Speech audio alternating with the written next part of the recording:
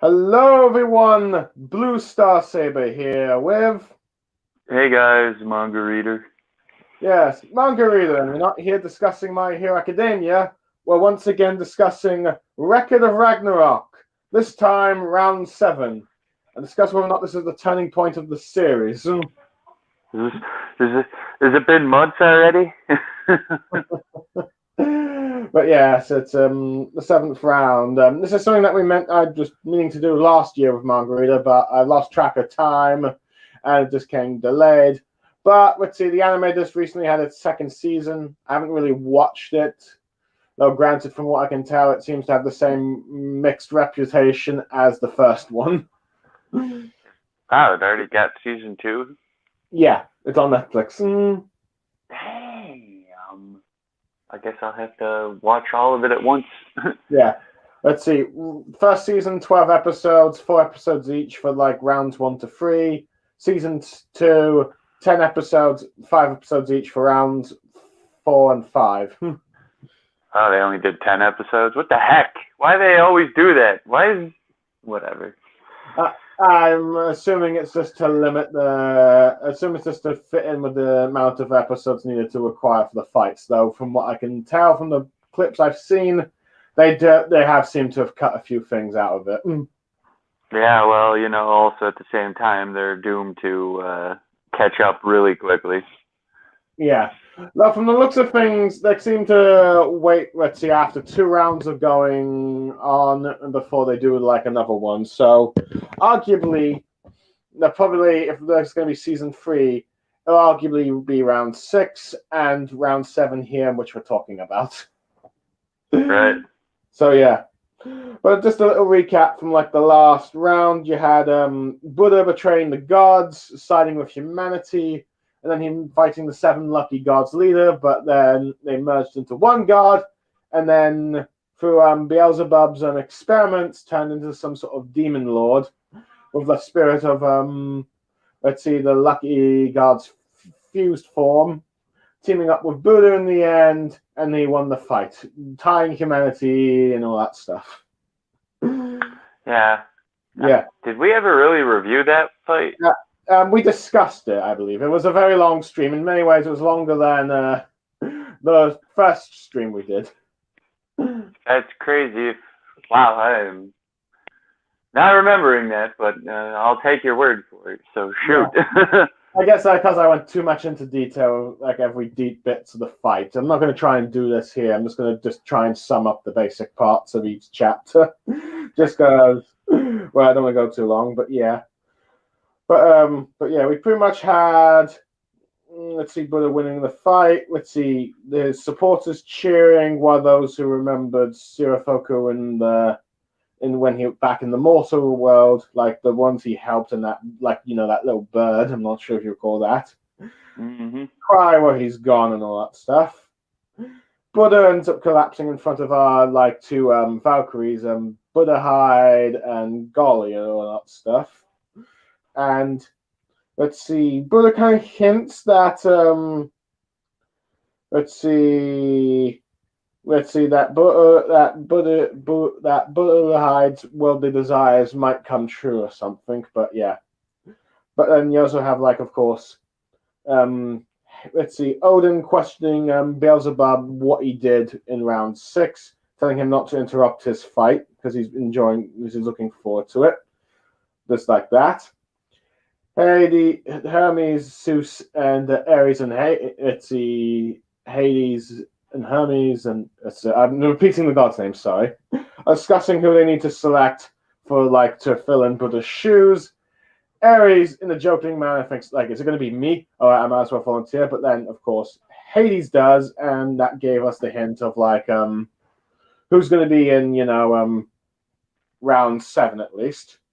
And his motivation is to avenge his brother Poseidon. Yep.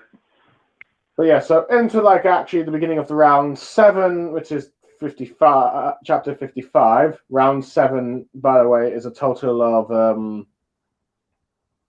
11 chapters, going from volumes 14 to 16, which is going from chapter 55 to 65, if you will.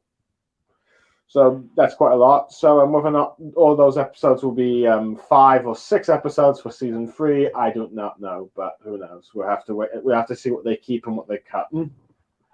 But yeah. King versus King. Yep. Yep, the King versus King fight, as you could probably tell from my avatar. But yeah. Yeah. But Brotherhide is, of course, determined to win for humanity, while him and his sister, her and her sister are heading back to her quarters. And they're introduced to another Brotherhide, which shocks some golly, the fact that there is another version of her sister about. But Brotherhide knows who it is and is angry, telling him to let's see why he's wearing her clothes and all that stuff, and she reveals the guy to be none other than Michael Nostradamus. Let's see, the prophet of the century, and in the manga, he's apparently the most obnoxious man in all of human history. The most obnoxious. Yeah, and for those who let's see, Nostradamus. Nostradamus. Who do not know him, he's a French astrologer from the, I believe it would be the 16th century. He's a French astrologer, Upper physician, and a reputed seer. And best known for his book, La Prophéties, and all that stuff. But yeah. Right. No, Nostradamus, yes. Yeah. Let's see, I think the House of Nostradamus is probably based off of, him and all that stuff, but yeah, I'm not really much of a history on French law and all that stuff, but yeah. So, yeah. But he ends up making a prophecy right in front of them, saying that the gods will win the whole thing, which shocks Garley, but Brotherhide knows he's just messing with her, and he just laughs and all that stuff, and she's just like, and Garley's just embarrassed, getting really angry at her and all that stuff, as he describes her as the most obnoxious man, like I said earlier. And I have to admit, he looks, in terms of animated design, he looks like a typical pretty boy, if you will. Let's see, which is pretty common that you see in stereotypes of manga at the very least. But he's got a cheeky personality, if you will. Yep.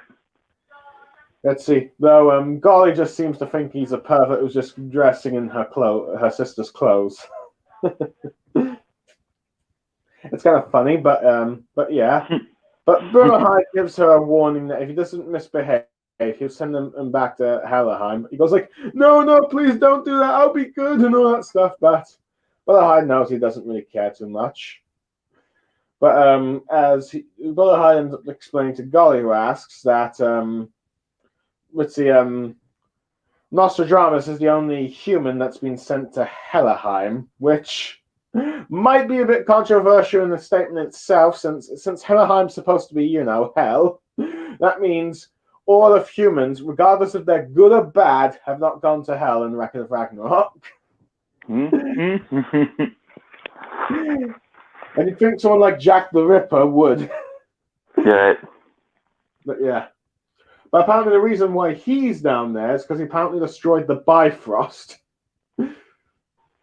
And we get an explanation that it's a connection between Valhalla and, of course, Heimhell that allows the gods to travel back and forth, or particular gods, and not travel between them and Earth and all that stuff. Granted, apparently demons and gods fought wars before that gate was made, but now only the strongest gods can go through it, in which we get an idea that the strongest gods appear, at the very least, the top 4 are Zeus, Hades, Shiva, and Odin. Yep. It is kind of interesting to learn that so far, 2 of the strongest gods, or 2 that are regarded as the strongest, have already taken part in the fight, and the other 2 have yet to do so. Well, one of them's about to do so in this fight. So yeah. But yeah, I do kind of. But yeah, but it does kind of lead to the thing that with my theory that Odin is going to be the final god in the final round. I mean, it's like he's got the perfect big bad boss vibes, if you ask me.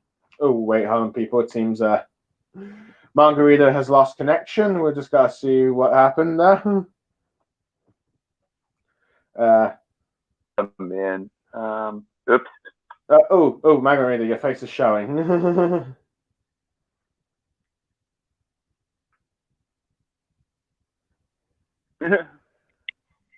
Okay, people. We have y'all got me. Yeah, it's a little bit windy here, so I may or may not keep dropping out of connection every now and then.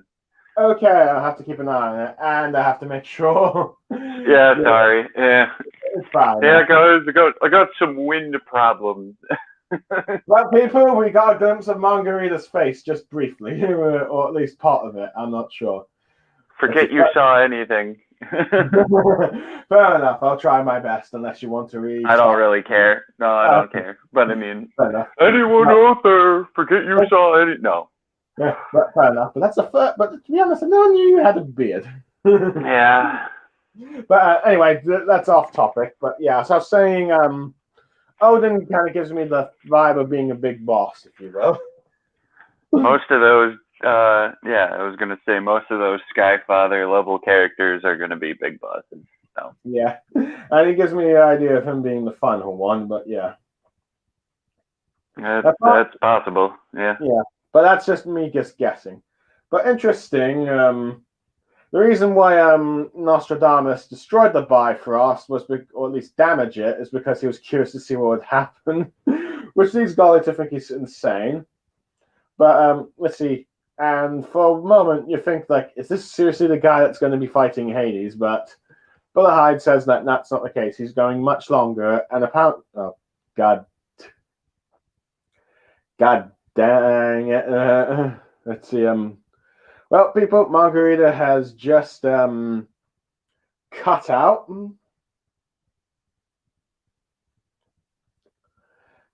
Here we go. All right, fine. I'm just gonna stay in this. I'm not gonna do anything. Let's see if this stays fine. So. Okay, as I was saying, Nostradamus is regarded as the Joker, and to me that implies that for the humanity, that implies that this is going to be the guy that's going to fight Loki in the future. Yeah, that could possibly. You're talking about what, Nostradamus still? Yeah. All right, yeah, it's probable. Let's see, which is interesting because before this, I think many people theorize that Soji Okite might actually fight Loki, just because they seem to have a brief encounter with each other during round 5. But clearly, let's see, the mangakas behind this have much better ideas. Much different ideas, if you will. I guess it goes to show that, thanks to Buddha, let's see, some of the matchups have now become unpredictable. But yeah. A little bit. Mm-hmm. Just a smidge. Let's see, but but they get a notification that Hades is fighting round 7. And this panics Golly because, Nostradamus is excited about that. But she wonders why, though she pushes them both off eventually, saying that there's only one person that can actually fight, Hades. And goes about how an eye for an eye, a tooth for a tooth, and a ruler for a ruler. Well, at least in the translation I'm reading. Right. And apparently, let's see, if you look carefully enough, you get an idea which human it is, as apparently this human is the ruler to where it all began. Yep. And as we cut to different places, we end up seeing silhouettes of him busting through walls, if you will. As we cut to the VIP where Ares is talking with Hermes, thinking that, he expected him to take part, but Hermes was clearly not thinking that at all. So Ares was kind of overthinking, if you will, making a fool of himself. Well, Ares is the comic relief, so. Yeah, and he's about to get more comedic with this next few scenes, but He's admiring the stage they've set for Hades, which clearly has gotten the whole skull vibe about, but yeah. Yep. But then wondering who the next fighter is, let's see, more of Hermes. Ares just thinks that Hades is just going to win him, but that's when, let's see, Qin Shi Huang ends up appearing and sitting on Hades' throne, if you will, which shocks both Ares, well, more of Ares, and Hermes is just more curious about the guy. Ares is just trying to, get him to leave, but he flips. But let's see, Quan Xing Hong just flips him. Yeah. Yeah, and well, we all expect Ares to be a bit of a joke at this point in the manga series. Even Hermes says that's pretty impressive for a human. No, that stuff with wondering who he is, but Kwasing Zhang, and pretty much full of pride in himself, telling the gods to humble themselves before him, as it matters not where he is. He's in the presence of the emperor, and the throne is where he is. So, yeah, that's pretty awesome. And this is arguably my favorite introduction of any character in the series so far. Right.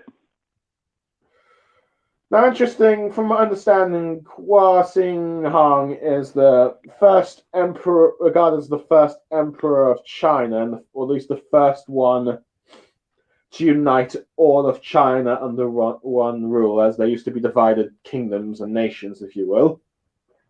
Ah. So yeah, we'll see that now, but probably for the best, as divided China, one of the largest superpowers, might be a bit chaotic if it ever divided and got into civil war. Yeah, it'd be bad. But yeah, from my understanding, I don't know much about this king, but he might have been the one that led to the Great Wall of China being made. But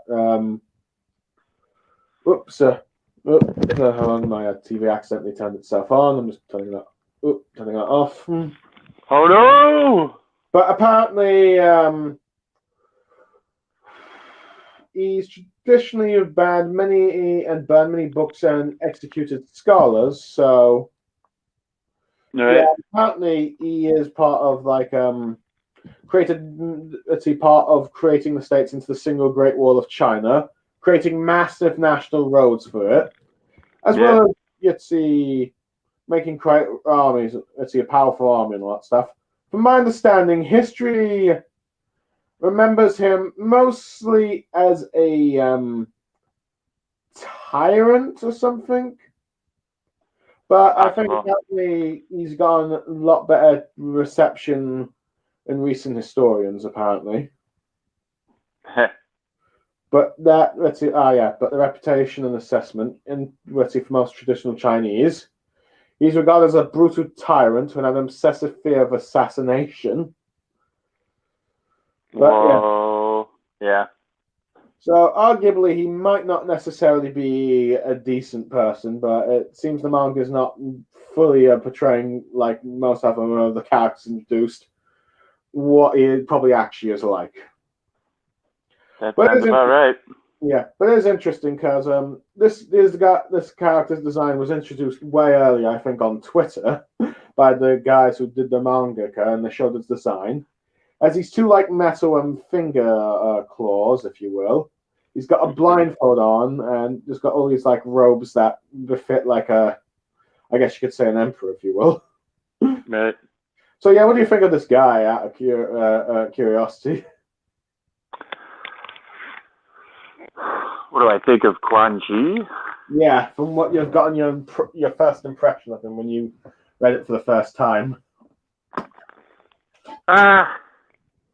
I don't know. I thought he'd maybe be a little more comedic based on just the introduction we gave to him, but that was completely wrong. Yeah, that's only for Ares and Golly, I believe. Yeah. And probably Nostradamus in the future. Maybe Loki, but yeah. Yeah. Now, granted, Loki's gone a lot more angry these days, but yeah. Right. But, yeah. Now, I have to admit, I was a bit surprised by this matchup, as I figured, let's see, he would be going up against Odin because he's a ruler, Odin's ruler, but that was before, of course, Buddha betrayed the gods. Right. That changed everything. Though it does lead to a question about, given the fact that there's one extra fighter for humanity compared to the gods, but we'll get but that could be discussions later. But yeah, so those were like characters introduced, and yeah, so see the following chapters, pretty much the round introductions, if you will. Let's see. First, Ares is just continuing to be mad at Qin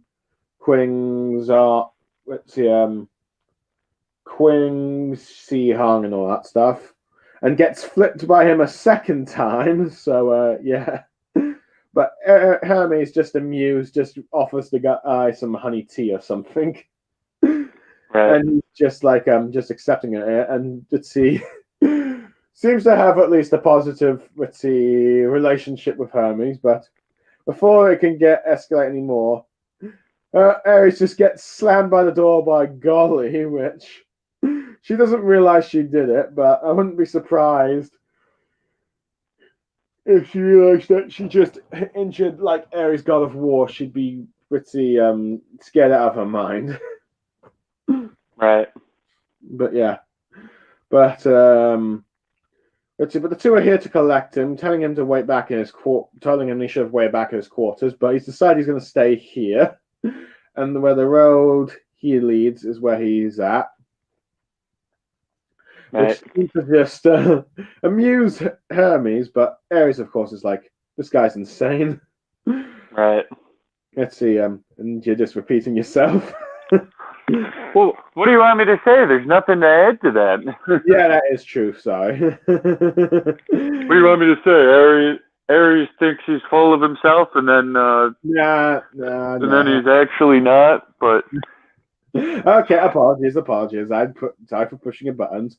But Bullahide ends up telling Qin Shi Huang that it's his turn, which kind of shocks Ares and Hermes that this is the guy who's going to fight Hades and all that stuff.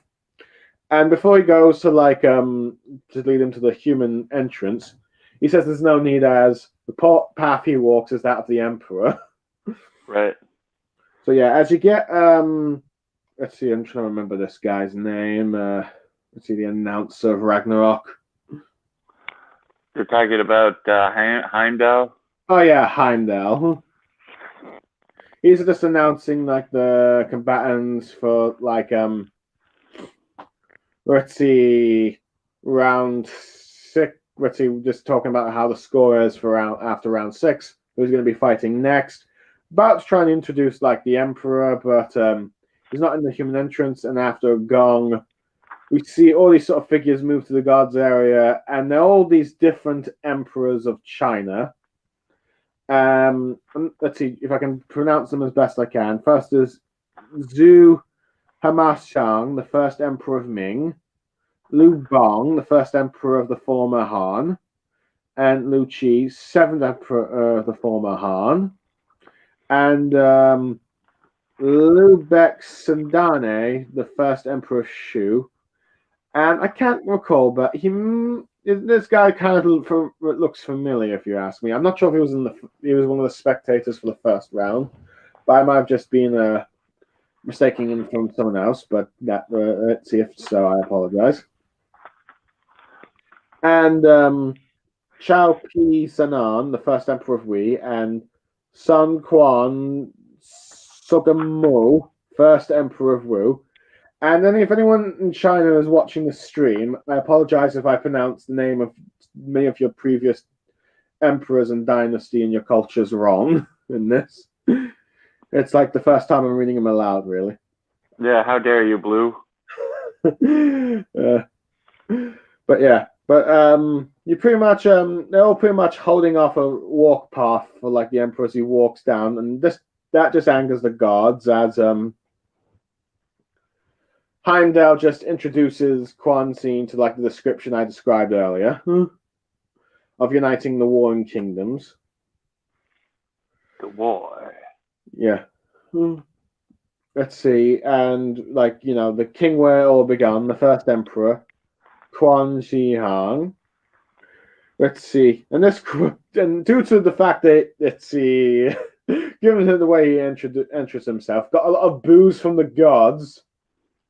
So yeah, it seems every round there's a new human or god that seems to anger the spectators. Every time. Every time. Yeah. And the gods are just angry about how arrogant he's just claiming himself. But many of the human spectators are a bit more shocked by the appearance of this emperor.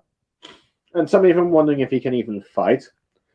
And this is where we end up meeting his Valkyrie, the 10th elder of Valkyrie, Alifater. Now, from my understanding, well,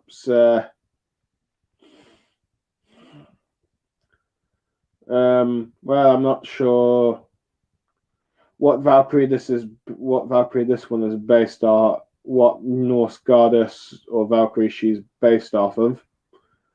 But let's see.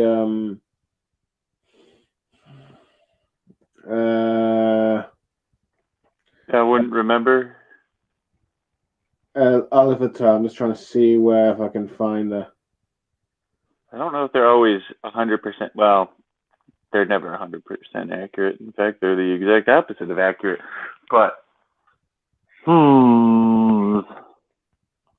let's see. Let me just see if I can just get the list of characters up. Ragnarok, humans, gods. Bull and a hide. Let's see. I'll just get the Valkyrie and Alvatar. Let's see. I'm just trying to see if there's any wiki references, but no, I can't find it. But either way, I'm not. But yeah, she seems to be a bit of a tsundere type. I'm annoyed that Stu Hong left her at the gate and all that stuff, and they hadn't time to merge and all that stuff, and she didn't want to do it, but he sweeps her off her feet, and yeah, like I said, let's see, and ends up charming her, and they end up let's see, Volhanding together, and yes, since she's like the 10th sister, she's one of the younger looking ones, I will say, which sounds kind of wrong with the contents I just described earlier. Right. But this results in let's see, Quan Sing to get some sort of armor on the top around his arms, if you will. Armor. I do remember that part. Yes. Yeah. What do you make of the design, out of curiosity? What, for basically his weapon or whatnot, or yeah. Well, character-wise, I still think he's probably one of the cooler looking designs. Of course, that's Japan's way of always, making blind guys that aren't really blind per se. I don't know, something about the headband. The headband always covering the eyes makes characters look cooler. Yep. But anyway, just as Hades is interesting, we end up getting introduced by someone called Protest, the servant of Poseidon, some sort of aquatic looking like humanoid. Though it is interesting because with the Poseidon said that the gods have no need of servants, but yet here he has one. So yeah. Right. No need for servants. I have one. But he's given Hades the spear part of the trident of of his lord, and asking Hades to use it to avenge it. Hades, of course, says that Poseidon would not really require such things, but he takes it anyway as his brother to avenge it, and he combines it with his weapon, creating a much more powerful trident, if you will, or spear.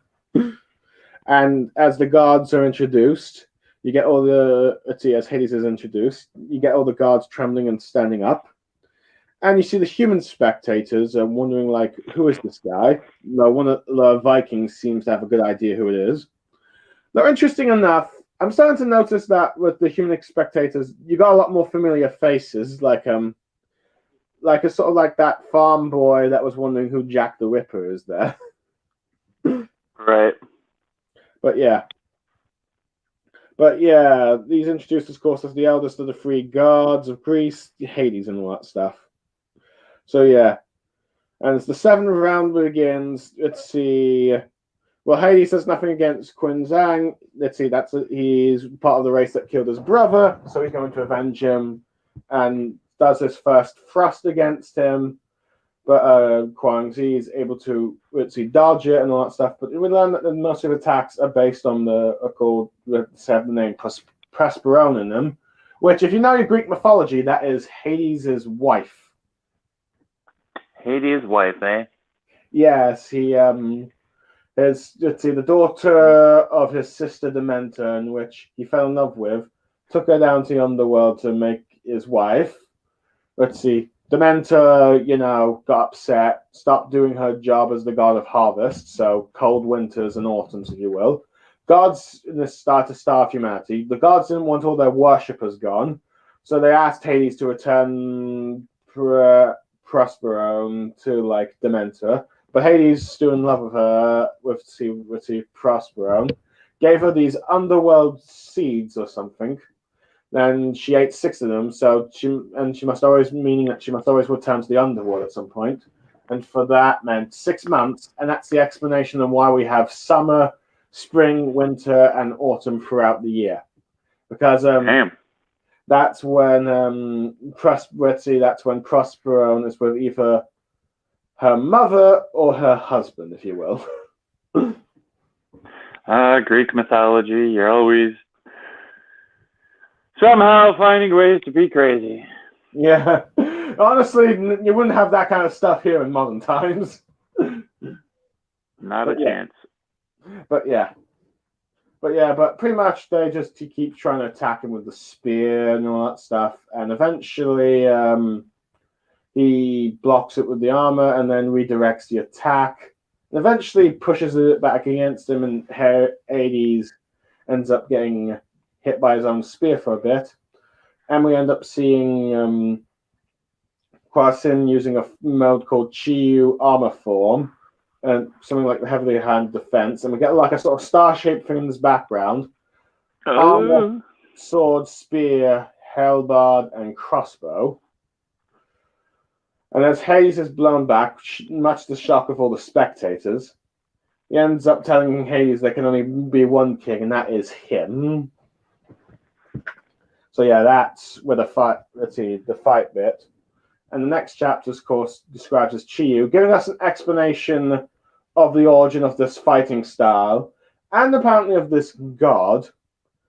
Shanghai Jin, a sort of Red Sea monster that's an ox with like 6 arms. Another is like a god brazen with bronze and iron and all that stuff. And another one is a god of war, which is the 5 weapons in which I described earlier as like the 5, he created them in these Chinese mythology. So that's the origin of that fighting style. And apparently this god Chiyu is a demon one, who kings must go in order to be considered kings in China, and they must offer up, their offerings for him as presents, if you will. And he just terrifies all those kings. But Qin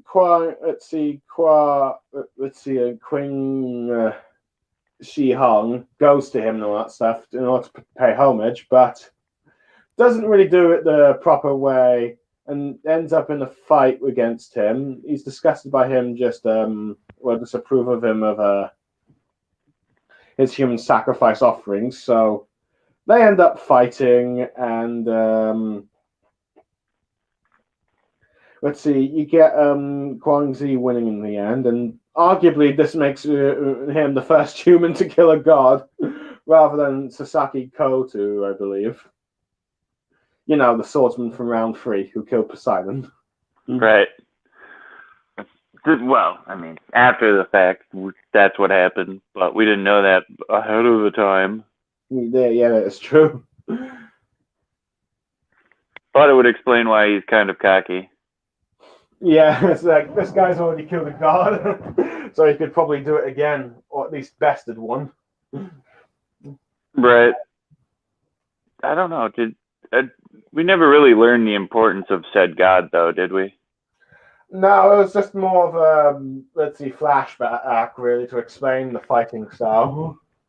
So you could argue that maybe it was a lesser god. Who knows? Doesn't matter. Sure, but let's see. But from the way the manga history describes, he seems to be at least some sort of let's see was once about rather big god in China at some point. Since there's like different interpretations of him. That's true too. But yeah, but that's the name of his fighting style, pretty much. But as Hermes and Hermes explain, let's see from the talk between Ares and Hermes. Let's see, we learned that Qua Xing Zhang, I'm just going to call him Hung. Well, maybe not Hung, repeatedly, but we learned that he redirected the reason he was able to redirect Hades' attack is that he redirected Hades' own strength against him. Which I suppose makes, let's see, sense, if you will. When you have a fighting style that redirects, you're probably playing more on the defense than the offense. I suppose it's fitting for like the armor he's wearing. That's true too. But during this fight, you got like Hades just asking him what makes a king and all that stuff. And he goes on about a king who never doubts, never yields, never relieves, and always stands as the leader of his people. That's what makes a king. And this causes Hades to laugh, with Quanzi following suit. Let's see, and just shocking the spectators a bit, but apparently Hades is reminded of his brother Poseidon when fighting this human in front of him, if you will. So yeah. Oh yeah. Well, that's what all these gods are always doing. They're always somehow remembering someone for this particular fight. Yeah. But here we're just like this one's one that we're probably more familiar now. And it's interesting that there's at least one god that let's see, arguably probably the only god that doesn't one of the only few gods that's not really afraid of Poseidon and Hades. And arguably one of the few gods that actually seems to be genuinely fond of Poseidon. Since isn't Hades is Hades the older brother? Yes, the Hades. Oldest? Yeah, that's the three let's see, male gods of children of Kronos, the big three, if you will. He is the eldest. Yeah. So that would explain why, honestly, in my opinion.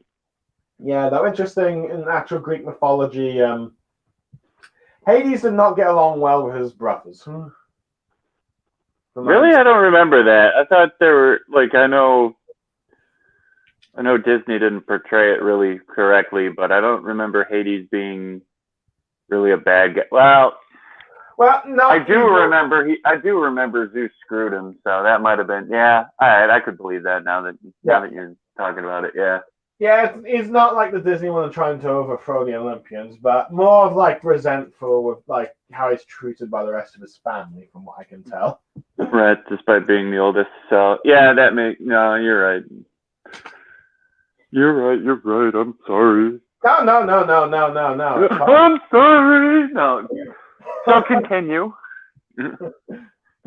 But after like a few more blows towards each other, let's see. He's able to get Quan Shi to the floor for a bit.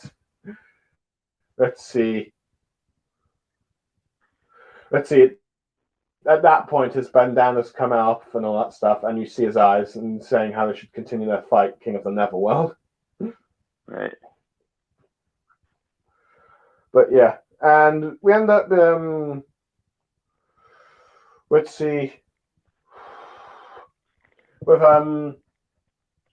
Hyde telling to Golly that this is a chance that Quan Chi has a use for that technique. I'm on the next chapter, by the way. Yeah.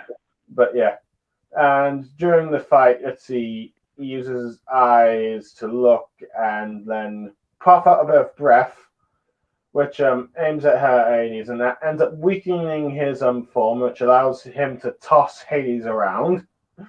So yeah, using his claws as a deadly human strike, but Hades still tries to thrust at him. But of course, Quan Chi is still damaged. And, well, they end up fighting a bit, but at the moment, we then see Quan Chi getting a bit of the hand, if you will, much to the shock of the spectators. And eventually, Zeus, comes in to explain that Quan Chi's ability is using his breath. Let's see, strike at the crux of his power. And him explaining that with his eyes, he can see it all with the stars, if you will. And we end up getting back to the samurai from Japan, if you will, where Sakashi is explaining to his Valkyrie about what he's using the breath and apparently the sort of crux ability to weaken the power of a person's, I think, a Ki or Shi or something. Ki or something, but yeah. Let's see. Yeah.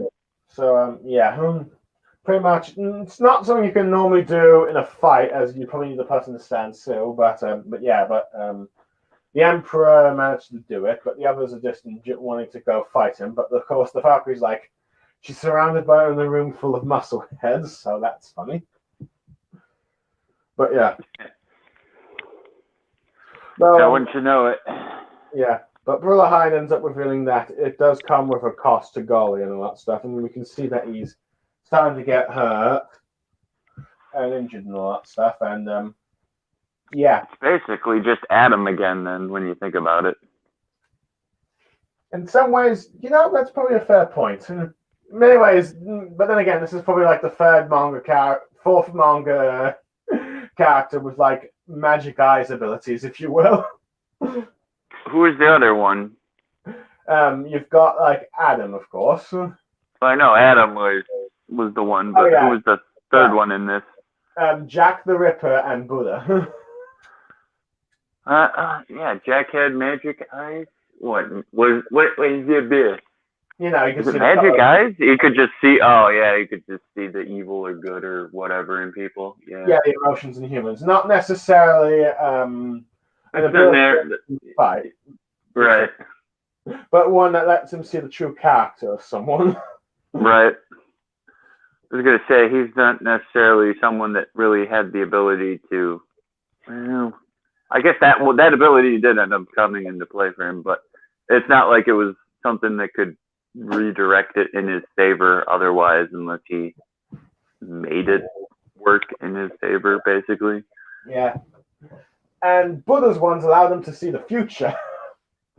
Well, I mean, yeah, that's Buddha for you. Seems like everyone except for the first, I always forget his name, the samurai guy. Sasaki. Everyone else had, what? I think it's Sasaki. Yeah, it might have been. That's probably him. Yeah, everyone else that has, not counting the gods, everyone that has this special ability seems to have it hinder them in some other way or form. Unless it's Jack, and like I said, that the reason his isn't necessarily hindering is because it's not really OP in the first place. Fair enough.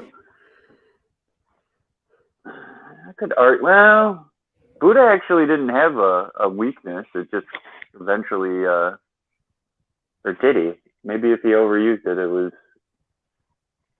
But Buddha's weird because although he's a god, he's also still technically human. Mm-hmm.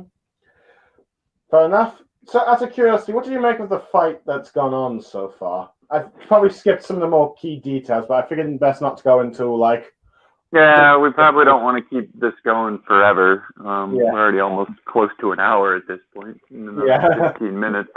Yeah. I mean, honestly, and I don't know if you want to like talk as if everyone already assumes or has seen this fight or whatnot, or if you want me to just go by based on Let's what see. we've. Okay, how about this? For the time being, when this fight was ongoing and it was this point, who did you think was going to win or lose? I don't know. It felt like hint-wise, or at least story. It felt more like Hades was being propped up to win. I don't know if I mean, yeah, this was fairly new because they never really tackled like a sort of revenge or vengeance type of thing up at that point. And there was the revenge aspect that we just had in the Buddha fight, but that was more of a personal grudge. Let's see, with Sirafoku against Buddha. Yeah, Buddha didn't even know. Like, Buddha's like, who are you? What are you talking about? Yeah, until he revealed that, oh yeah, he did remember and he did like the guy. Yeah. He just wanted him to give up on his, yeah. But, yeah, I don't know. I mean, going into this fight, I mean, it felt like I never really felt like humanity was ever supposed to have like any type of advantage at any one point. Maybe kind of on the side, but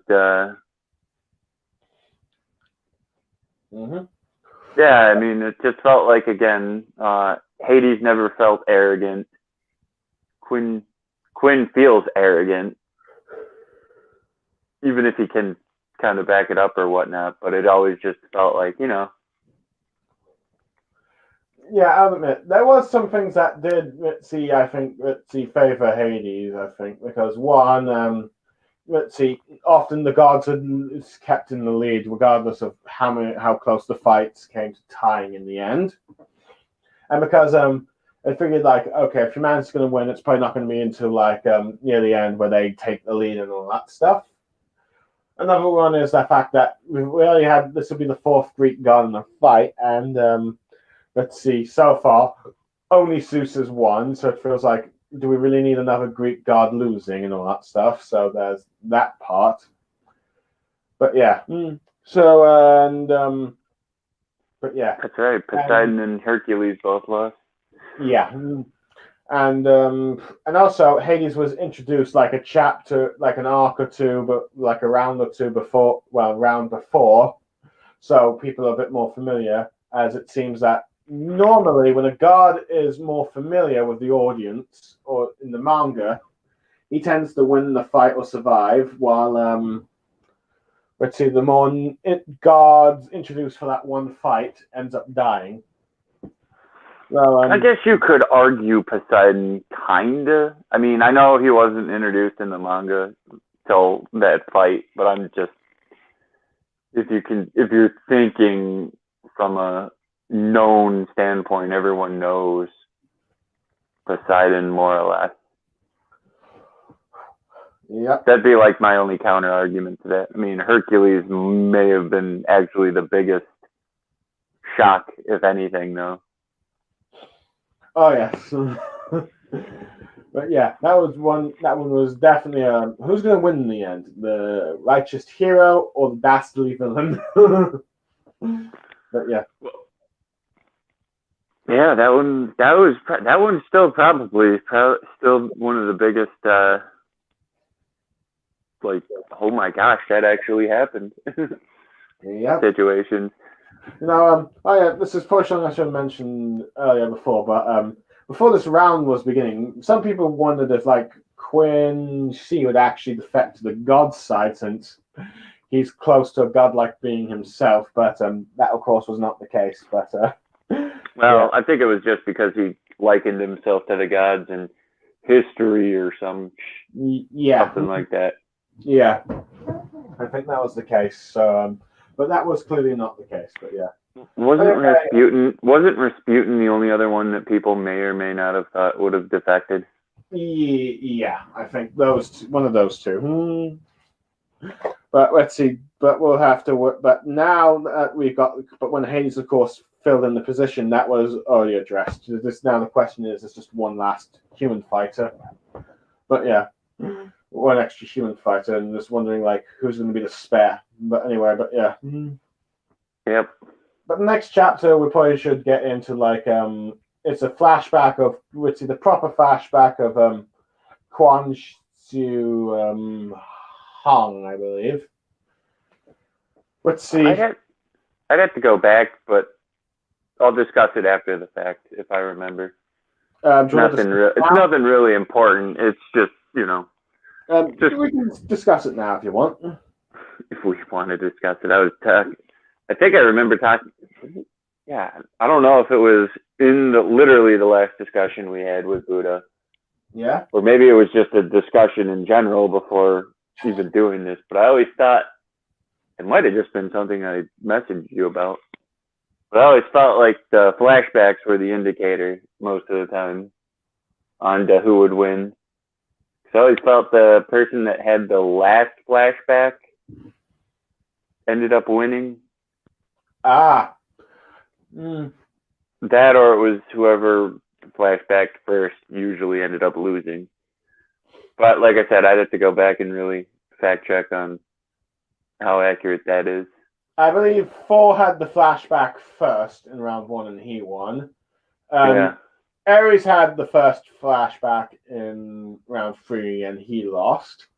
Right. Let's see, and Zeus, I think, technically had the first flashback. Yeah, and Raiden Tambor had the first flashback for humans and all that stuff. But granted, he had a flashback to like his sumo career. Let's see, to like his childhood, and then another flashback to his, sumo career. Right. But yeah. So maybe it's just split down the middle. Maybe there's no pattern going on there, but I just felt from that. So maybe. But yeah, I do feel like they're trying to really split it out a bit because trying to make it like not too predictable of who's going to win and lose the fight. Although right now you could argue that's more for the end of this if we get there fast enough. Fair enough, but yeah. But we pretty much get the history of like Kwanzing's family, and apparently he was a child of an affair with a dancer, I believe, and apparently his family buried hundreds of thousands of people, about 450,000, alive in the war and all that stuff. But he was eventually discarded and used as a hostage by an enemy providence and all that stuff. And everyone hates him, of course, because, well, what his family did. But he ends up being looked after by this woman named Qin Yan, if you will, who's not quite at first happy to be her bodyguard, and he ends up just doing these forced fake smiles, if you will. But eventually, yeah, I do remember that. Yeah, but eventually, after seeing the prejudice he faces, and she starts helping him warm up, getting him to cry and emotions, and they end up having a much better time. They're like a mother and son, if you will, and we end up learning that during this whole thing that he's able to feel. Let's see, Kwanzing is able to feel the pain of others just by looking at them, and that of course. And that part explains like the wound he got from the previous fight, from like the previous attack he did against Hades, if you will. So yeah, so that gives you explanation on that. So like a bit like a huge drawback, if you will. But eventually the two bond a bit, and eventually the time comes when and she is also the one that gives him like the bandana that he wears and all that stuff, just so he doesn't have to look at other people's pain, if you will. Yep. So yeah, after a while, let's see, 2 years at least, his father becomes, I think, king, so he's now next in line prince, and then is taken away, but and will have to part with his, bodyguard or adoptive mother, if you will. And Let's see, they get ambushed. She dies fighting to protect him, and ends up revealing that her son was killed by his family and all that stuff, at least the forces of his family. She wanted to give him a piece of his mind at first, but she came fond of the boy and even saw as like a sort of, let's see, son, if you will, and then dies, but not before having our emperor promise to be, the let's see, best king that ever was, if you will, and that sort of motivates him to be like the ruler he did and all that stuff. So yeah, Able to unite all of China. yeah. Let's see. Now, granted, I have no idea how accurate all this information is. For all I know, it could be entirely false. I want to say that they do mix some historical accuracies in between in this series, from what I can tell. Yeah. Not that, again, that's when you're making up mythology for gods, obviously they're a little closer in some cases, but yeah, I'm sure there's some half truth thrown into this whole scenario. I don't, especially old folk tales and all that. And I don't know how really old this guy is in legend or whatever, or in history or whatever you want to call it. But I'd say the further back you go, the least likely it would be for accuracies. Yeah. But anyway, in regards to flashback, what do you make of it? About his story? Yeah. I don't know. I mean, funny enough, it kind of feels like most cliche anime protagonists. Oh yeah, in many ways, the flashback does kind of remind me a little bit of the outcast of Naruto a bit. Practically. It's, I mean, guy grows up, has family, doesn't really get treated as family, has surrogate mother dies, makes pledge to do better. Yeah. And then here we are. Yeah. Granted, I do think it's well done for the most part, but yeah, it is. It's not written terribly at all. It's just, cliche. I mean, cliches are there for a reason. They work. So yeah. Why fix what's not broken? But that is true. That is true. It's just funny when you think about it long term. It's like, well, I mean, you have people that say this guy was really bad in real life. You have people that may or may not actually think that or not. But I don't know. That's always the thing when you have to give characterizations to characters that may or may not actually be people you'd want to interact with in life. Giving them very rarely are there bad people that don't have tragic backstories of some sort. Mm-hmm. Sometimes you're just born completely unlikable, but yeah. I mean, we have no idea what Jack the Ripper's actual backstory is, since he's like the biggest mystery in terms of serial killers. Right? No one even knows. Yeah, London has never solved the mystery, and they're never going to be able to at this point. So yeah, they can only. We'll just assume the guy may or may not have been dealt the worst hand imaginable. Mm-hmm. But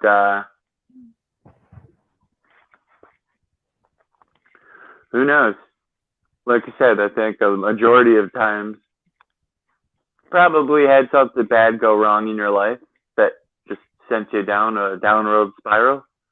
Mm-hmm. So to see this was kind of the opposite in some sense, because the guy is considered pretty likable in this series.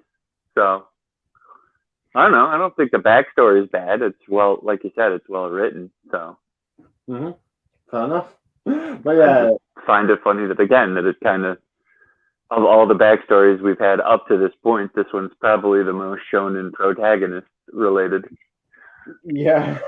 I mean, I guess they all have their own shonen protagonists to themselves, but yeah, like I said, this one's probably the closest.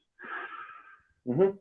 But it's like sad enough that it gets Golly to end up crying, and during the whole bit here, well, Golly always cries. Yeah, but let's see, Heimdall ends up, let's see, saying how Hades is backed by in a court honor by Qin Shi and all that stuff. But yeah, but Burhides ends up thinking about like her sister's ability and the name behind it, and apparently it's Army Guardian, if you will. So yeah, well Hades, it's like Ares and Hermes Zeus commenting about what that attack does. Let's see how like those air bullets weaken the attacks and all that stuff. And you got Ares getting angry about how on earth Hades is going to win against this guy. Let's see. And he eventually ends up just picking up and tossing Hermes about. Let's see, wondering how, let's see, with Hermes using an actual demonstration of like let's see, the most frightening attacks, the ones you can't see, as he is able to get a punch quite close to Ares' chin. But poor Ares, he really is the comic relief. Yep. Which is kind of, I feel some people feel like that's a disservice to the god of war. Yeah. I don't know. But it is funny in this line how it's like, oh wow, you have this guy that's labeled the god of war and he's a complete buffoon. Yeah. But yeah. But Zeus is still confident that let's see, Hades can win and all that stuff. Well, Zeus is always confident everyone can win. But yeah. But of course, does point out that humans have no limits on that stuff, and I think he's got this little wicked glee in his eye about it. Which is kind of funny because, we actually do have limits, but we're in a series of humans versus gods, so we kind of have no choice. Yeah, I mean, after all, it wouldn't be much of a battle manga if we stood no chance against gods. In the first place, right? Yeah. But at this point, Hades, drawing up his blood, splatting around him, promises that he remembers his oath to promise to his brothers that he never loses, as he ends up fighting him for a bit. And they seem to be a bit evenly matched, or what looks like Hades has turned the tide a bit, but Quan Chi uses some sort of like tiger-like kick to like really damages his Hades' arm. It's like, you see, it seems like there's just barely the muscle and bones left there.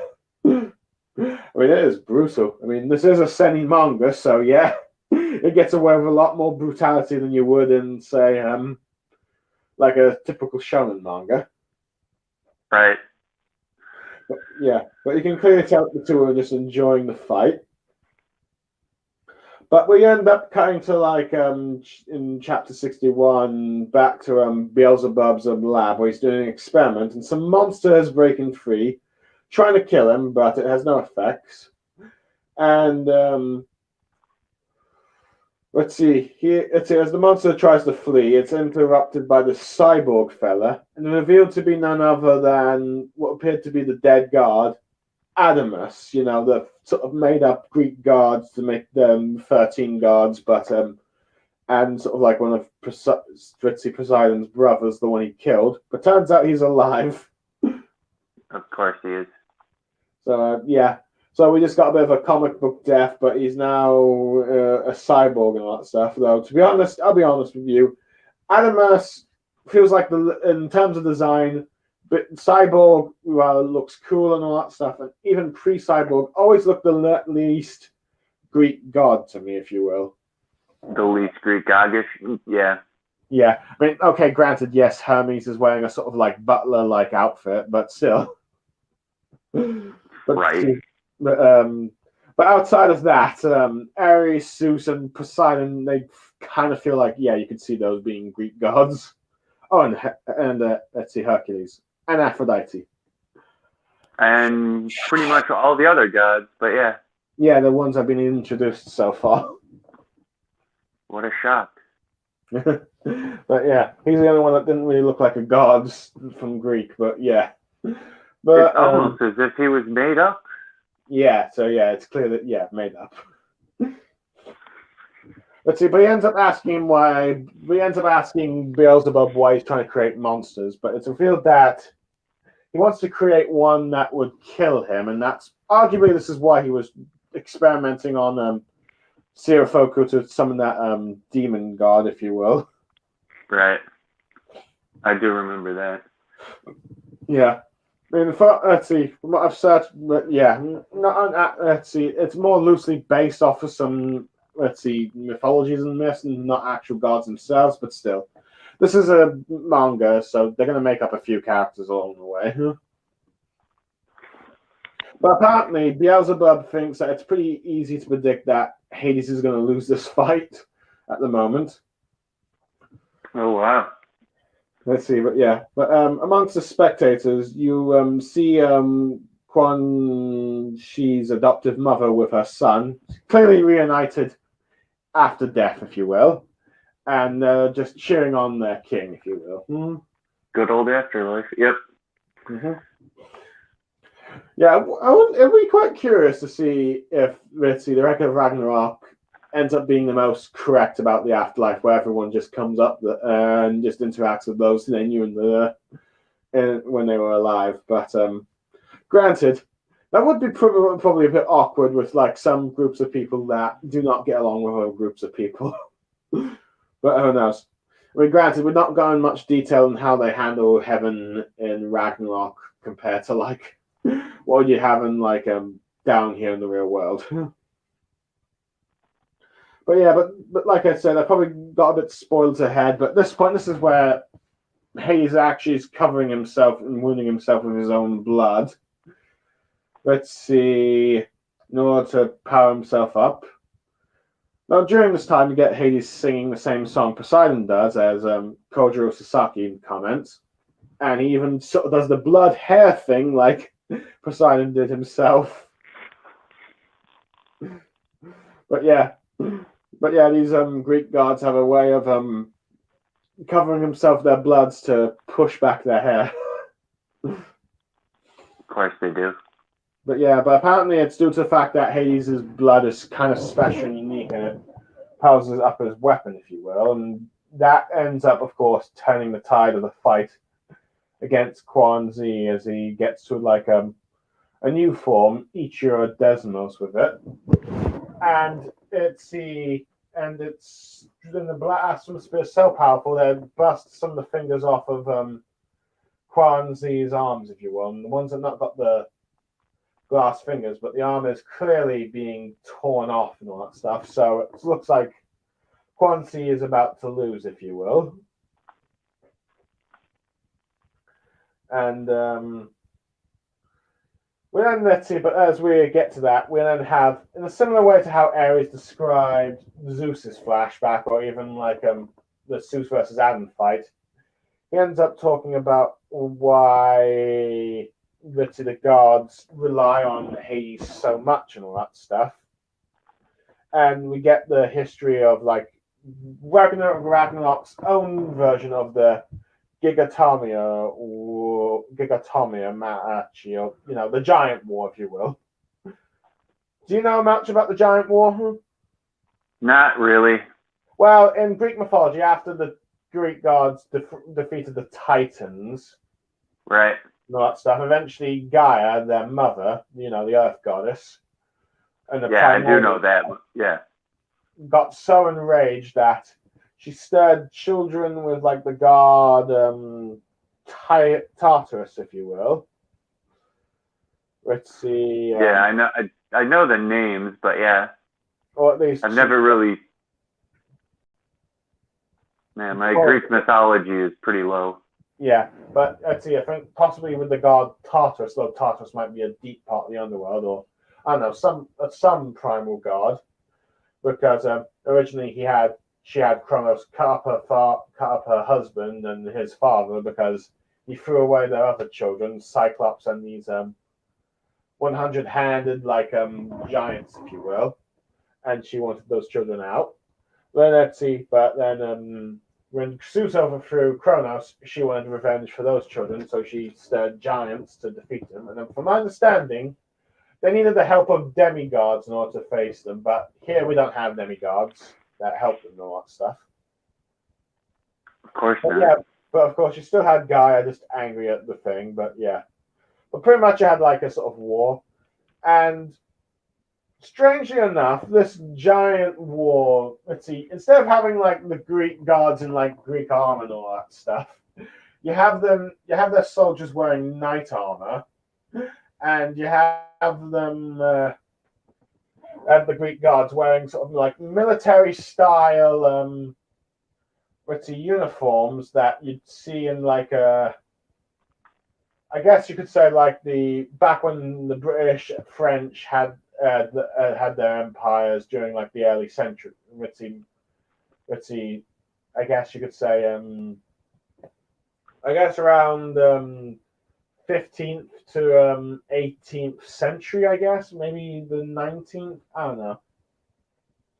But yeah, I'm not sure.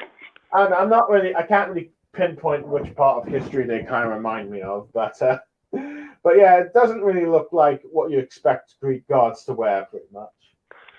But yeah, you pretty much have all of the gods that we've seen so far. Let's see, that includes like from the Greek. Let's see, well, except for Hercules, because it seems Hercules did not exist in this time. Even though I think Hercules did actually assist the gods in the actual giant war, but let's see, but that's just like, of course, changing mythology. But Hades goes down to Tartarus to deal with like all the Titan followers and all that stuff. They escaped their prison to try and take advantage of the situation. So he goes to fight them off himself, while his brothers and nephews, if you will, take out, see the giants and all that stuff. With Hades going to check on him after learning from a soldier what his brother did. And we see that he defeated all of the Titan forces, even though it kind of exhausted him. But that ends up getting him to be respected by Poseidon enough that he calls him brother, which is apparently the first time he has ever done that. But it is interesting because I think this guy does give a little depth to the character Poseidon, who was a bit one note from like the third round, if you will. Because it seemed like he didn't care about anyone, but it seems at the very least he at least respected one of his brothers. Yeah. So yeah, you had that, and so as you go back to the present day, as Ares and let's see, Hermes and Zeus are discussing Hades with Zeus. It's like Hades, let's see, Ares, and he would never betray our trust, but Hermes curious about why he is the way he is, with Adamus revealing that he's still alive to them and revealing that the reason why he is let's see, does what he does. I'm just realizing, closer look at Adamus is that he has actually a fly helmet, which let's see, given the fact that Beelzebub is also regarded as the Lord of Flies, so it makes sense. They have that design. But yeah, we get an explanation that apparently let's see, Hades instructed Hermes to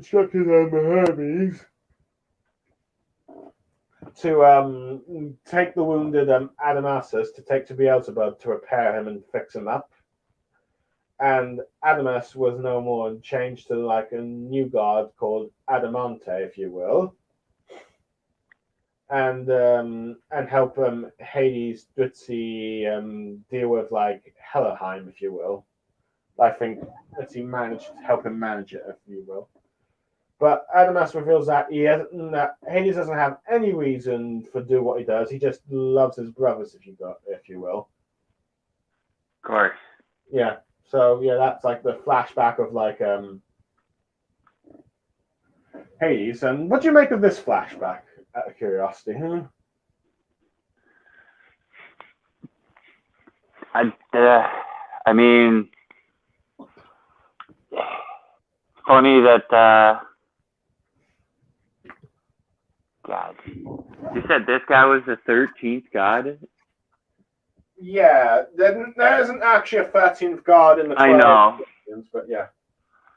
but I find it amazing that they turned against each. At least the one turned against each other. But yeah, we're getting close to where I actually know this from heart at this point. But I mean, I guess it's kind of interesting to know that Hades is kind of like this essentially covert kind of guy in the family. Knows what else is going on behind the scenes, basically. Yeah. And it seems that he cares enough for his brother to like keep him alive in some form. Right. It revealed that Poseidon didn't actually necessarily intentionally try to kill him, which right.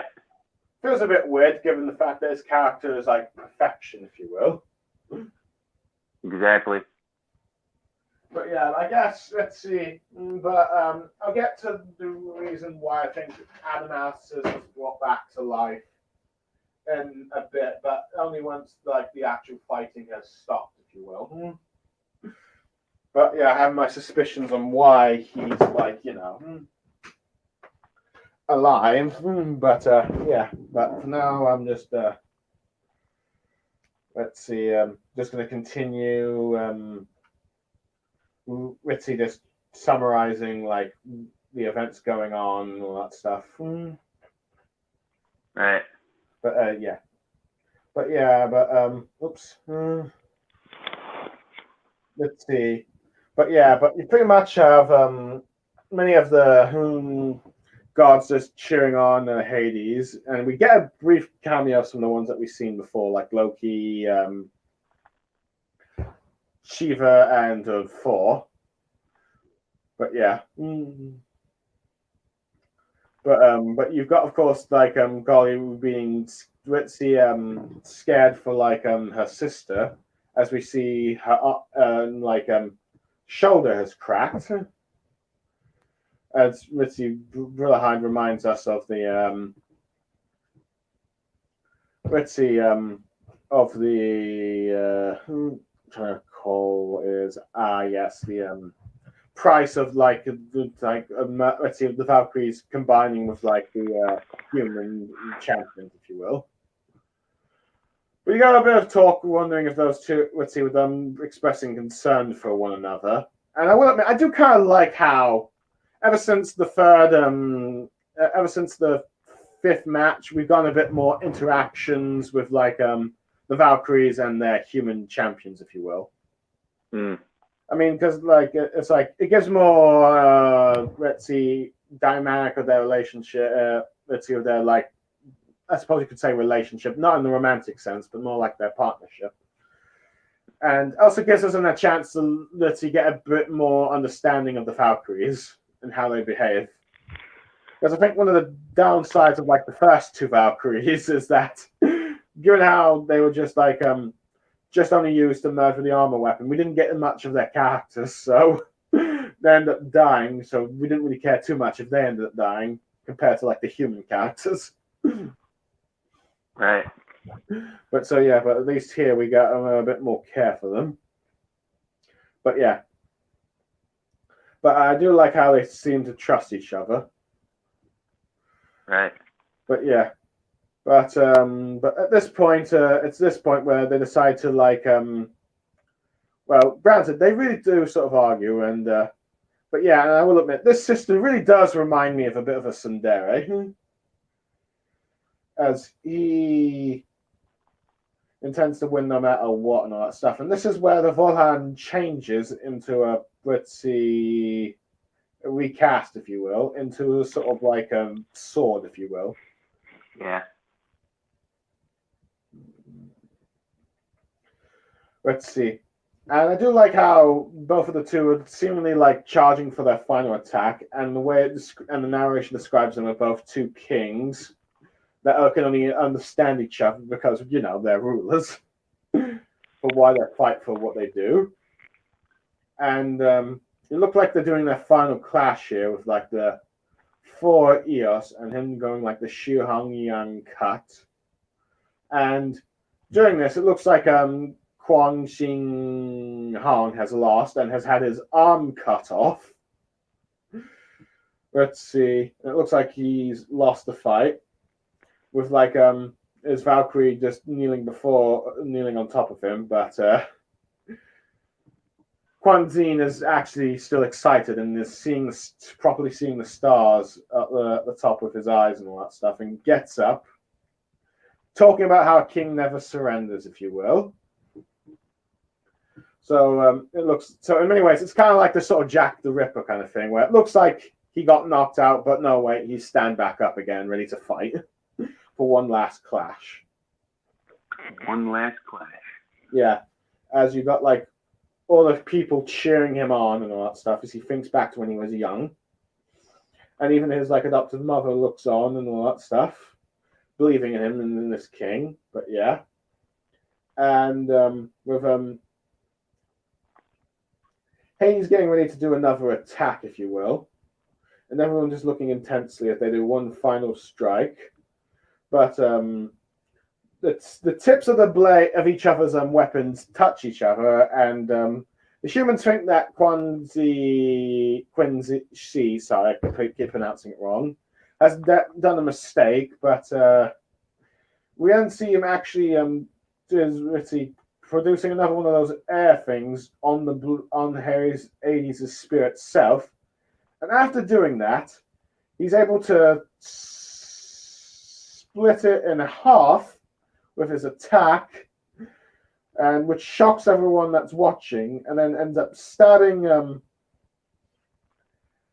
Hades, and just before he could try and with like one last ditch tap stab him with what's left of his spear, Quan Zi uses swings his blade, cutting him on the side, like arguably cutting his arm, sort of coming off like in half, if you will. Let's see, but as Hades is like saying how it's just magnificent and nothing less from a king from this attack, as he thinks to his final moments, apologizing to his brothers, thinking he could not keep his vow.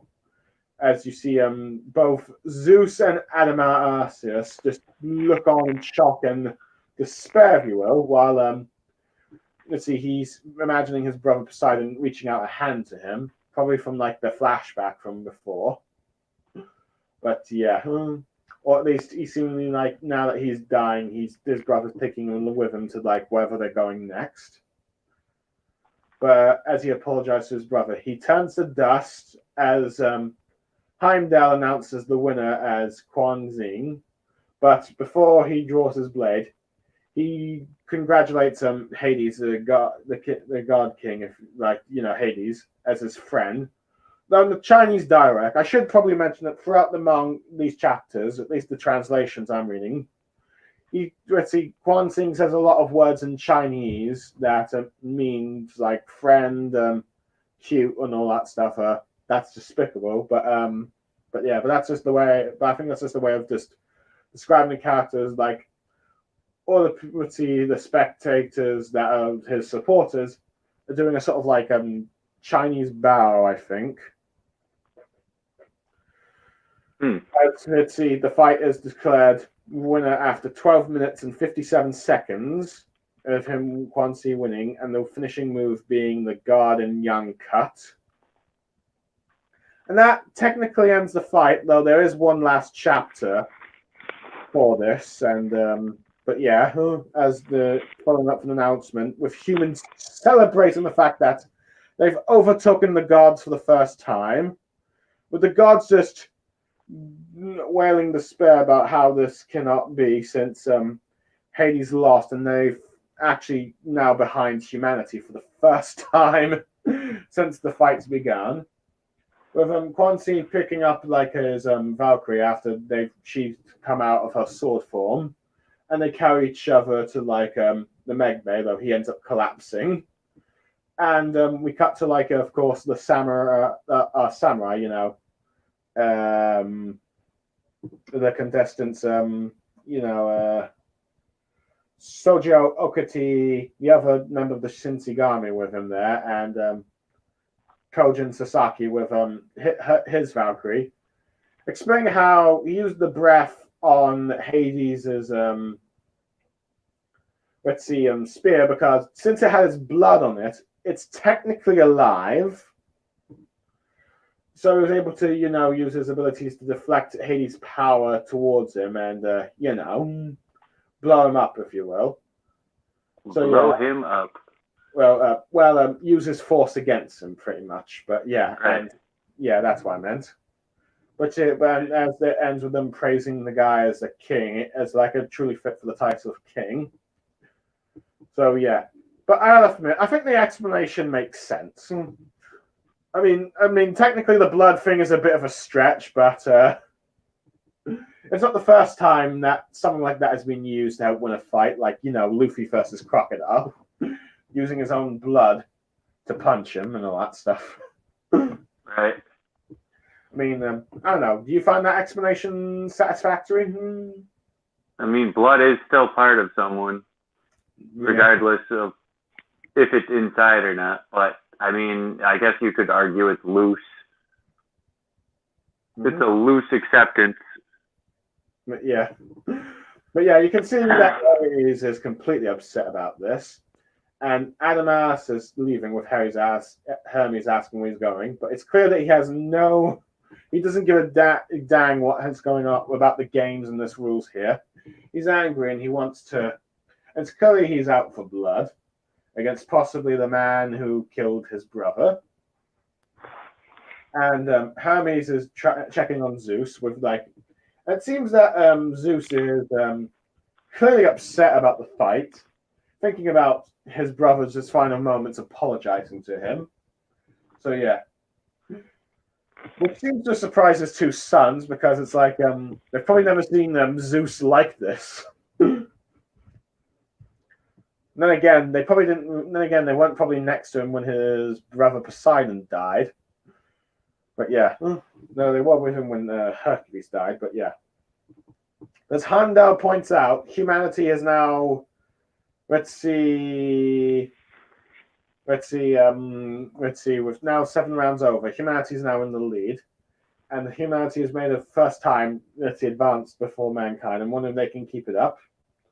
But yeah, we go to like a sort of hospital bay in which we see Quan Chi and his Valkyrie being treated intensely with a medical thing. With them wondering if they'll be all right, but Brunner Hyde says that depends on their will to live. So yeah. But yeah, as they're just celebrating a victory and heading back to, like, I think her headquarters to, like, you know, to strategize on the next fight, or, you know, find the next fighter. But they're interrupted by Adamas, who scares Quitzy Golly there. But once she realizes, okay, this is who her sister was talking about earlier in the Poseidon fight, she's terrified. With him demanding where, you know, Kwa Sing Hong is, but she's not giving the details, and as a result, he threatens that if she won't tell him where he is, she's going to kill them and find him himself and all that stuff. And you can tell he's clearly going to do that. And you can even see Willowhide sweating and terrified, because despite her cocky attitude, she is terrified of the more stronger god's powers, because she's clearly not a match against them by herself. But lucky for her, let's see, Adamas's arm gets sliced off by none other than Beelzebub, who tells him to not interrupt, not to kill the Valkyries, as that would mean the fights are over and he's enjoying them so far, his entertainment. So he tells him to back off, and tells him to not belittle the dignity of the gods, including Hades, and that gets him to leave at the point, even though he's clearly still upset by the whole thing.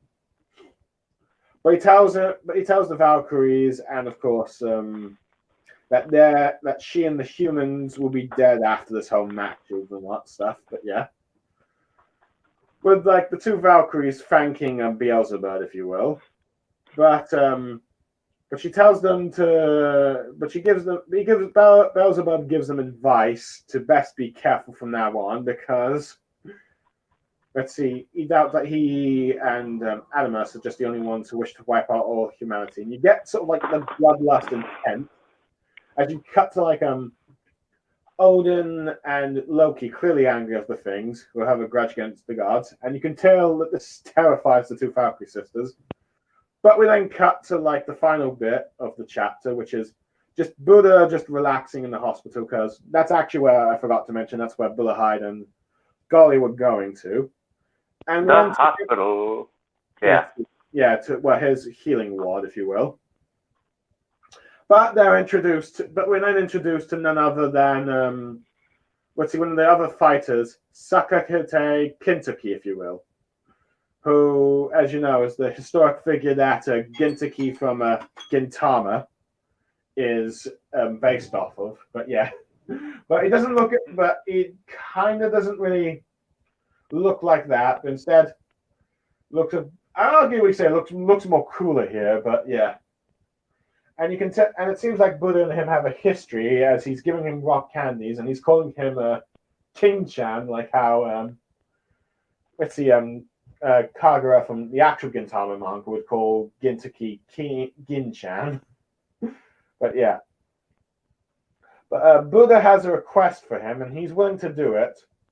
And apparently, he wants him to investigate someone called Sigurfried. And that, of course, ends round 7. And if you're curious who Sigurfried is, or Sigurd, depending on which translation you use, is apparently a historic human who killed a dragon and was later murdered. And apparently, he has a history with like the actual mythological Bullahide, I think, and he ends up dying as a result of her because it resulted in a quarrel with like his own wife and of course Bullahide, who apparently he tricked into marrying the Bulgarian king Gunnar Gunther. But yeah, so yeah, it seems like the mangakas have another person to introduce into this Record of Ragnarok, and it's someone with a history with Bullenhide. Now, whether or not how deep into that history they're going to get into, I don't know. But yeah, but that's the end of round 7. So, Mangareader, that's the end. Yeah, so Mangareader, since we've just now summarized and given bits and pieces of what we said so far, what do you make of the whole round overall? I mean, apparently it only took 12 minutes. We spent a whole hour and a half on a fight that only took 12 minutes. Well, you know, manga rules and manga logic with their minutes. Yeah. But seriously, I think it's... Well, I mean, you got to give it credit. The story continues to at least, if not, in my opinion, at least staying the course. I mean, some people could argue it got better. Some people could argue it's about the same. Some people could say the fights were better in the first 3. Mm-hmm. I don't know. Either way, I actually thought it was a really good continuation. I think story-wise, it's getting kind of better. I don't know if fight-wise it really matters, but... I definitely say it's better building on the characters and their interactions compared to like some of the earlier fights. But yeah. I definitely... Sorry, go on. I didn't say anything. Okay, but yeah. But I have to admit, were you surprised at the winner? Because I think, like you said earlier, you expected Hades to win. I did. I was a little surprised in the tail end of it, but I mean, when you think about it, maybe having the guy that kind of it's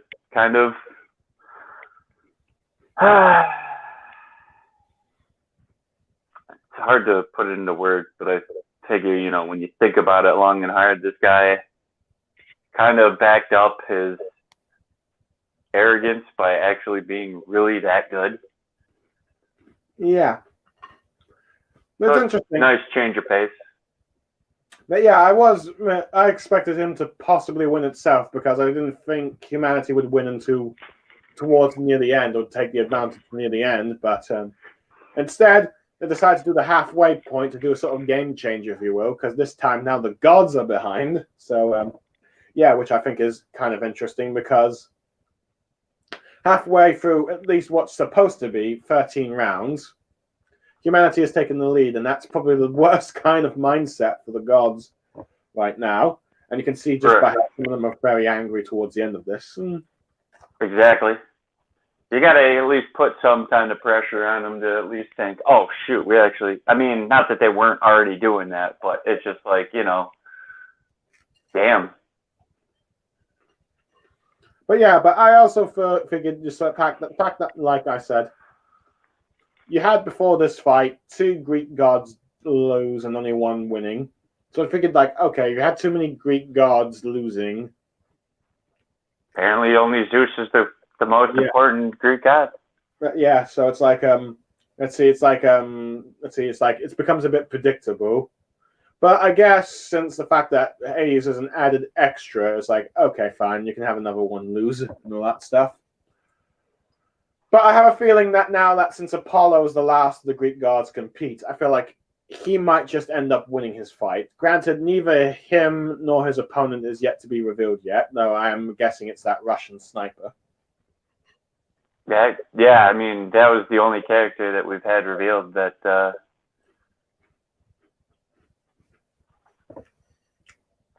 we had no idea about. Yeah, the Battle of Snipers. Is there anyone that was a pretty cool design? Yeah. As most fights end up like having a sort of matching, let's see, theme of like a matching connection or the opposite connection, if you will. Like say, Lubu and 4 strongest warriors, Adam and Zeus, father of their respective pantheons and mythology, if you will. Quan Shi here, of course, king, 2 different types of rulers, while with like Jack and Hercules, justice versus evil, and let's see, Poseidon versus Sasaki was like perfection versus underdog. Best to describe it. Yeah. But I'm also wondering if this fight is now also starting a bit of a pattern I'm seeing where the humans with the more elder Valkyrie sisters end up losing while the ones with the more younger ones end up winning. But then again, I can't really necessarily say that is completely accurate since like the second eldest Valkyrie ended up being like part of the first victory of like against Poseidon and all that stuff. So but it's starting to become but I'm starting to see that feels like it's starting to become a bit of the trend, if you will. I could be wrong, but yeah. No, that seems to be kind of in line at the moment. That'd be a little harder to really keep going forward. There's 13, and if all the oldest are, I mean, you'd split it at like, you'd split it at 6 and 6. So yeah.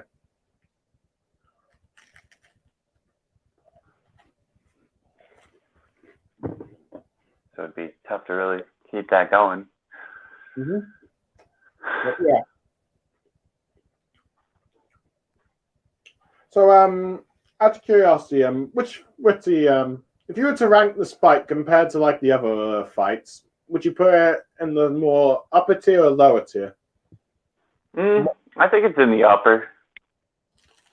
It's short, but I mean, it's basically the Poseidon fight again, honest to God. Fair enough. Kind of, in the sense that I'd argue it's at least better than the Poseidon fight because I think that one was a bit more predictable, but here you couldn't quite tell who was going to win. I'm just saying in terms of how long it took. It was pretty decided kind of quickly. Fair enough. was decided in a fairly quick amount of chapters. It actually has many chapters the same as like the Jack the Ripper one, but I think the chapters are shorter compared That could have also been the case. Mm-hmm. I don't know. They've definitely taken the leniency on the amount of pages per. Yeah, I have noticed that in some cases, some of these chapters came out as double chapters and all that stuff. So that might also be why. Have they really? At least from what I can recall. Huh.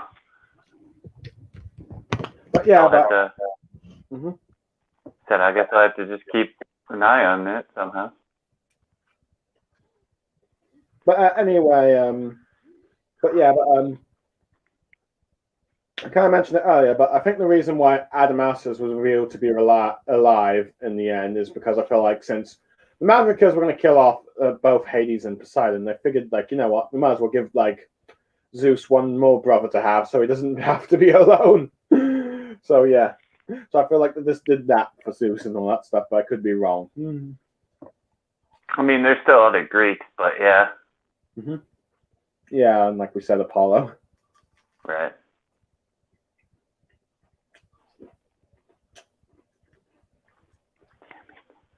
Yeah, I don't know.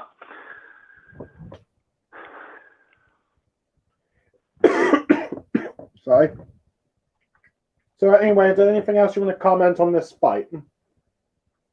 Not that I can really think of. Okay, fair enough. The only thing I'd probably guess is that, given what I've told you about the previous 2 seasons, how many episodes do you think this is going to get adapted into? Probably going to be 10 going forward. Fair enough. Seems to always be the case for these things. Yeah, I'd probably say about 5 episodes out of 10 a season. Hold a second.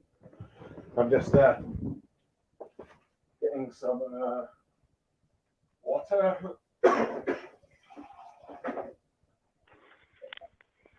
So anyway, before we wrap up, would you like to make some prediction? Well, granted, round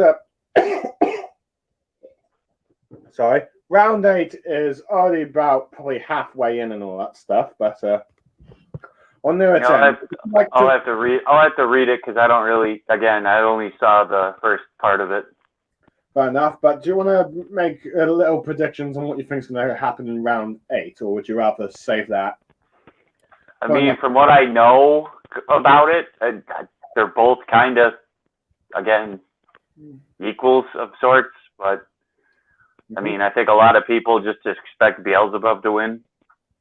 Oh, yeah, so, as Mangareader has just commented, people, if you not yet read the 8th round, next matchup is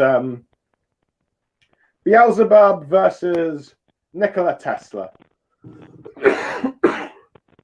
So but I think that's what most people are expecting, the gods to win round 8, just because too much in the humans' way would be just hard to believe. Yeah, not to mention no one's won 3 matches in a row. Right. And then because then the really hard part would be like, well, then obviously the next 2 matches after that, the gods are going to win easily. So yeah, so it's like there's still some predictability to it, but that would be even more predictable at this point. The only other thing that could happen is maybe there's a semi-tie, maybe there's a tie somehow. But I was going to get into that. Part of me's thinking that this match might end up, the 8th match might end up as a tie. I could be wrong, but oh no, it's just mostly because Beelzebub wants to die. Right. And, that might give it a thing, and that might end up helping the matchups a bit, because as I said, the humans have 1 extra contestant, so instead of 13 rounds, we get 14 rounds. And the gods have another option. Well, a tie would have to mean that would mean that both teams still end up getting the same number of wins in the end. Well, yeah, it's just it's like Before, yeah. It's But I'm just saying before, yeah. Yeah, it's still like the first to reach 7 wins. It doesn't it never says anything about what would happen if there's a few ties in or 2. Right. It could be like, let's see, the first to still reach 7 is, but if there's like a couple of ties, it'll still be like the first to reach the 7 victories ends up winning. And I think that's what they're going to try and do with like one of the matches to make it a tie at the very least. And I feel like this is how they're going to try and bring in that Sigurd fellow, because it may be possible that this might be a future player in the Ragnarok fights, but I could be wrong. Yeah, you got a point there. But yeah. Because it's interesting how we've got this little subplot going of this mysterious figure. But from what I've read up, it's clearly this guy has some connections to Brulenhide. At least that might be how the manga plays it, but I could be wrong. Seems to be the case every time, yeah. But yeah. But as we've seen, let's see this round, it's full of surprises, and it's clearly doing some interesting things for the next half of this manga, if I had to say. And this is honestly why I think this fight might just lead to a turning point to the series. But yeah. But anyway, do you want to give any final thoughts before we wrap up? I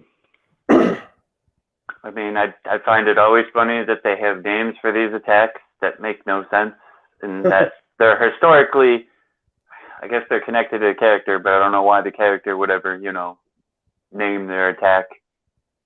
Well, that's Japan for you. They always got to name their attacks. Yeah, thanks, my hero, and everything else. Yep. But thank you, Mangareader, and I hope to see you again for when round 8 is finished. And who knows, maybe at some point we'll do a stream discussing the anime. But I suppose the next time I see you will be when we do My Hero Academia. Or whether or not, when that's going to be. In 2 days, yeah. Well, hopefully 2 days. I'm hoping Lucky Chi will actually join us, but you never know. All right. But either way, I do want those chapters done, but yeah. Well, yeah, because otherwise we'd have to do 3 chapters. Yeah, and I'd rather not resort to that right now. But yeah. Right. But anyway, for those who end up listening to what we had to say about Ragnarok Round 7, sorry if I end up summarizing a bit too long in some parts, but hopefully you found what we had to say entertaining, and whether or not you agree or disagree with us, let us know in the comments if you do. And I'm looking forward to seeing you all next time. I'm Blue Star Saber. I'm Mangareader. And we are signing off. Goodbye, everyone. So long.